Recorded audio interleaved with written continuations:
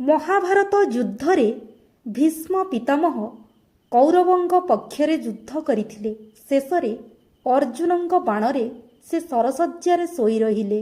କିନ୍ତୁ ତାଙ୍କର ବରଦାନ ଥିଲା ସେ ନିଜ ଇଚ୍ଛାରେ ମୃତ୍ୟୁବରଣ କରିପାରିବେ। ଯୁଦ୍ଧ ଶେଷ ହେବା ପରେ ଶ୍ରୀକୃଷ୍ଣ ଓ ଯୁଧିଷ୍ଠିର ଭୀଷ୍ମଙ୍କ ପାଖକୁ ଗଲେ। ଯୁଧିଷ୍ଠିର ପଚାରିଲେ, ହେ ପିତାମହ, ଜଣେ ରାଜା ଓ ଜଣେ ମଣିଷ କିପରି ଜୀବନ ବିତାଇବା ଉଚିତ? ଭୀଷ୍ମ ପିତାମହ କହିଲେ, ଧର୍ମକୁ କେବେ ବି ଛାଡ଼ିବ ନାହିଁ।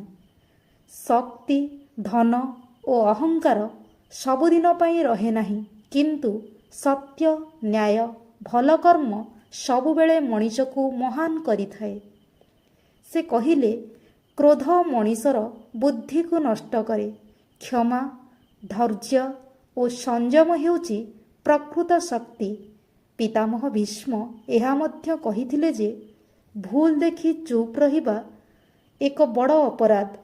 ଠିକ୍ ସମୟରେ ସତ୍ୟର ପକ୍ଷ ନେବା ହିଁ ଜଣେ ସତ୍ୟ ମଣିଷର କର୍ତ୍ତବ୍ୟ।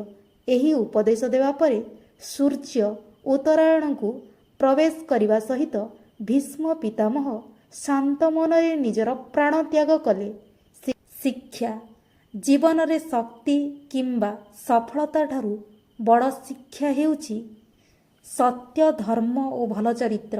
ଏହି ଶିକ୍ଷା ହିଁ ଭୀଷ୍ମ ପିତାମହଙ୍କ ଅମର ବାର୍ତ୍ତା। ଯଦି ଏହି କାହାଣୀଟି ଭଲ ଲାଗିଥାଏ ତେବେ ଭିଡ଼ିଓଟିକୁ ଲାଇକ୍, ସେୟାର, ଚ୍ୟାନେଲକୁ ସବସ୍କ୍ରାଇବ୍ କରିବାକୁ ଭୁଲିବେ ନାହିଁ।